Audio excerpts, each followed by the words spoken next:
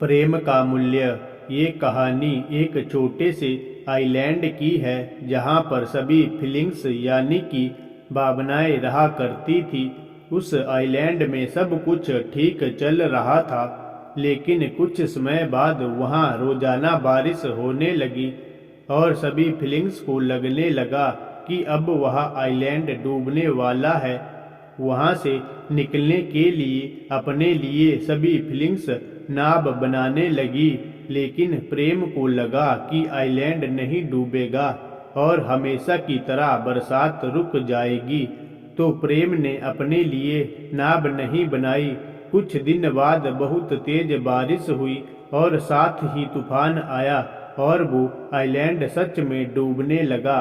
सभी फीलिंग्स अपनी अपनी नाव लेकर वहां से निकलने लगी, लेकिन प्रेम अकेला रह गया।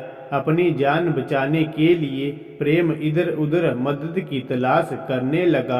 उसी समय प्रेम की नज़र प्रॉस्पेरिटी यानी समृद्धि पर पड़ी, जो एक बड़ी सी नाव में वहां से गुजर रही थी।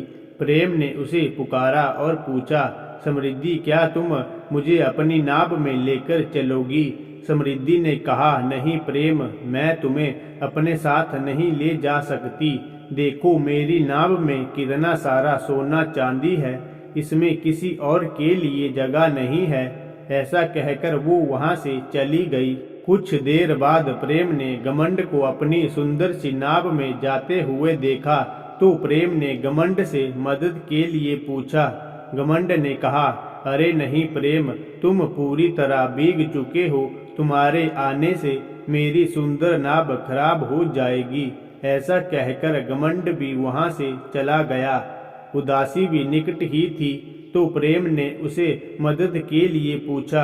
उदासी ने कहा, ओ प्रेम, मैं बहुत उदास हूँ और इस वक्त अकेला रहना चाहती हूँ। ठीक उसी समय खुशी भी वहां से गुजरी, लेकिन वो इतनी खुश थी कि उसने प्रेम की तरफ ध्यान ही नहीं दिया और वहां से निकल गई।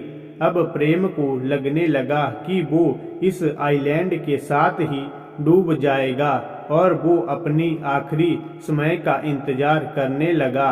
लेकिन तभी एक आवाज आई, आओ प्रेम, मेरे साथ आ जाओ, मैं तुम्हें ले चलता हूँ।